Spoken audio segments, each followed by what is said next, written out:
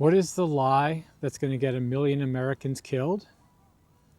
The lie, quite simply, or maybe it's not a lie, it's just a slight oversight, that you almost never read in the media, whether it's to the left or to the right. You never read that renewable energy sources, and I'm talking about wind and solar, will ever run a military. The US military, the Chinese military, the Russian military, any military. No military runs on renewable energies, and ever will, as far as I can see.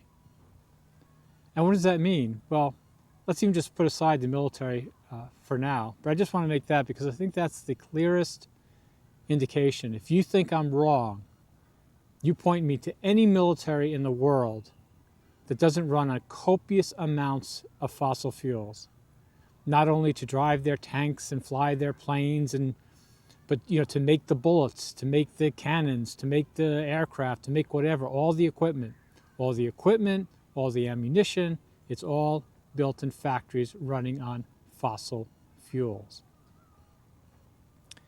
So let's just backtrack for a second.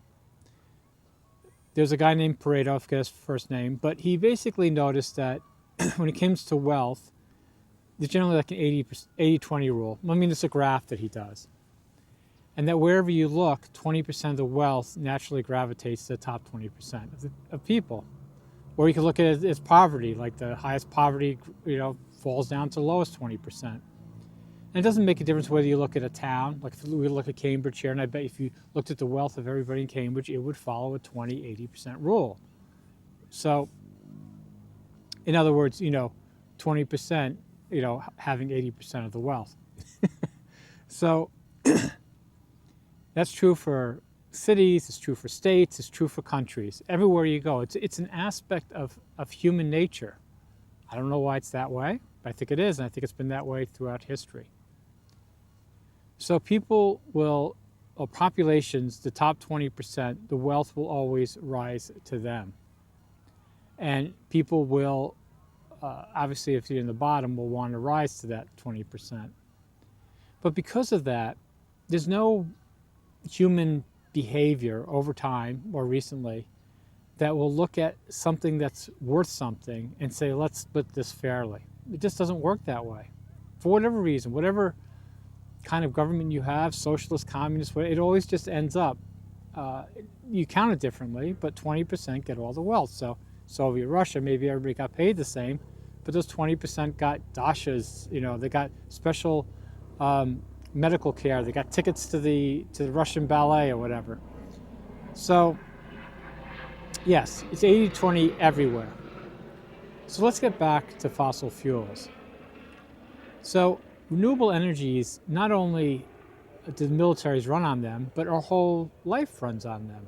This camera was manufactured, this tripod is manufactured in factories that are running off fossil fuels. Okay, so my house is heated and cooled with fossil fuels, mostly gas. And there's a couple of issues with fossil fuels. One which you will read about in the paper, that CO2 going into the atmosphere is causing global warming, and with that climate change. And today it's 52 degrees. Yesterday it was 80 degrees. Yesterday I was in my t-shirt in this park, and now I'm like freezing. Okay. So, but we won't go down the climate change rabbit hole. I'll just say enough that it's more and more creating more and more destruction.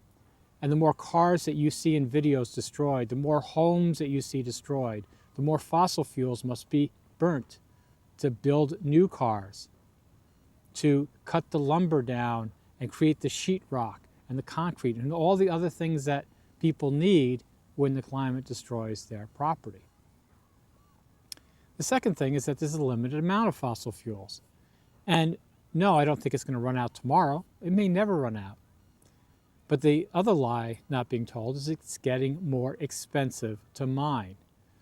When I was a kid, my vision of an oil well was something where you found a magic piece of land. Literally, when I was a kid, in my lifetime, there were people out in Texas that were just looking for that magic spot to buy mining rights, drill a hole in the ground with their little gas truck and find oil and make money.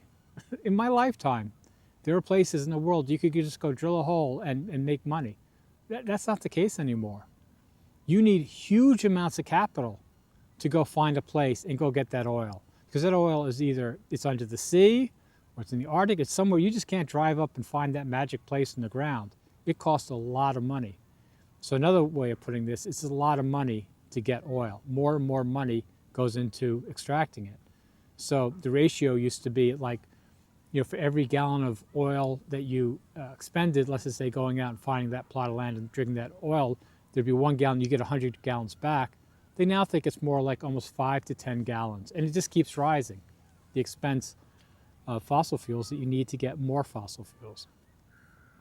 So what's been going on in the world is that Russia invaded Ukraine, and the U.S. is sort of like, why are we fighting with Russia anyway? Like, a lot of the stuff from World War II has been forgotten, which is also over energy, by the way. It didn't begin that way necessarily, but it definitely ended that way. Because, Germany tried to go get the Russian oil fields. That was really Germany's like the last thing that they died on. That last stake they impaled themselves on is trying to get that Russian oil. So I'm sorry, I'm like losing my train of thought there. So anyway, if there's less oil and it's more expensive, the question is, let's say Americans, are we just going to allow Russia to charge whatever they want for their oil? Are we going to allow Iran to charge whatever they want? As oil gets more and more expensive, are they going to allow us to do it? No, so we put our foot down. That's where it was in Ukraine. So, the U.S. and Europe said, we can't take this, just pride basically. So we're going to help Ukraine push back Russia. But these other countries kept selling their oil. So Russia's been selling their oil and Iran sells their oil. And it just, sanctions don't work. It just moves from ship to ship. They just find a way to hide it.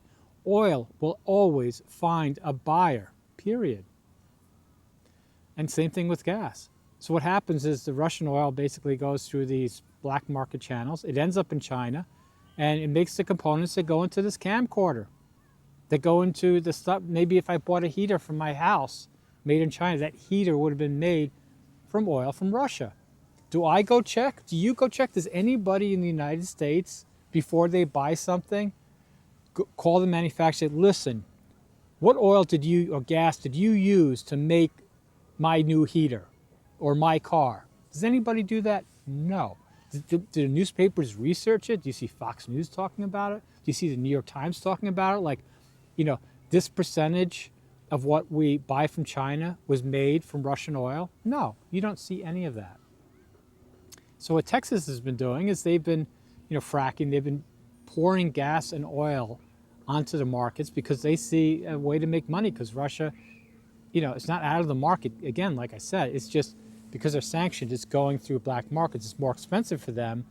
And that means that the American and Western drillers of oil, they can make a ton of money now, right?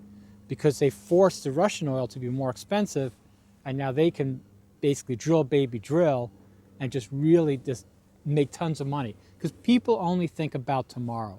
Nobody in any oil field, whether it's Saudi Arabia, Texas, whatever, are thinking like 50 years down the road. They're thinking about today. How much money can they make today? Just like the rest of us. So if you think any of them are saving oil, like trying to spread it out, no, that's not happening. So because Russia is, because they're doing that right now, it looks okay. But eventually, it's going to catch up with them. Oil prices are going to have to increase. Now, because we're in a recession, in a global recession, demand is down. So you're not seeing that. But demand can only stay down so long. So demand will stay down for a while. It will mask the effects that energy, fossil fuels are more expensive. And then at a certain point, people, the top 20% are going to want that oil. And we will go to war for it. Mark my words. And this happened in World War I and World War II. If you look at the percentages of soldiers that died in World War I, like 100,000, and World War II, close to 500,000 with disease, all the various things, not just in battle, but just if you really just looked at it fairly. That would be over 1 million maybe 1.5 million today.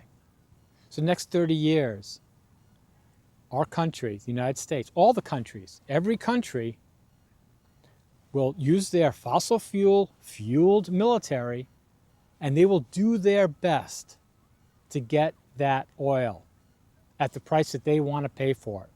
And the people that are around those oils, like all the poor Russians, they'll just be poor like they are now. Why, when Russia first invaded Ukraine, were all these Russians stealing washing machines? Think about it. They're the poor people of Russia that don't work in the oil industry. They're out in bum F whatever of Russia. And they're so dirt poor that in Ukraine is rich to them, and they're going to get a washing machine. Think about that. And they went to war because Russia paid them, said, listen, we'll give you money. They didn't have to give them much money. All the soldiers in Russia that are fighting are dirt poor. Not all of them, but most of them. And it's the same thing for the Ukrainians. Do you think like a Ukrainian computer scientist is on the front line? Maybe it was in the beginning it was that, but no more. These are poor people fighting. And North Korea just sent 10,000 soldiers. It'll send 20,000, whatever. North Korea will trade human life, poor human life, for access to oil or weapons forever. They're already doing it. And if you think the United States is special, that the United States has some ideals like we're not going to send poor people to get oil at what we want it for, again, I think to me, I'm not going to say you're naive. I'm just going to say again, because I know this is probably going long, all the papers, all the media that you watch, that you read and watch, and what I can see from it is basically never exposes this lie of renewable energies. It's always, oh yeah, we're going to get EVs and everything's going to be okay and we're going to do this. No. I mean, that you can dream that all you want, but you never see the paper saying, hey, if we look at World War II and we look at now, fossil fuels are getting more expensive, and generally, historically, people will fight for energy. They will fight for resources, right? So maybe Germany didn't want energy in the beginning, it just wanted land to grow more stuff on, but whatever, it's a resource. People will fight for resources. Again, the Pareto rule, top 20%. So that's our future. Thanks for watching.